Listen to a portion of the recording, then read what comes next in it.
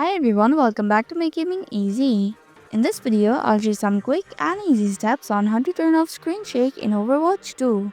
But before that, let me explain what does screen shake mean. It's a visual effect that makes the screen shake to stimulate impact or motion. It is meant to add realism or intensity during action scenes.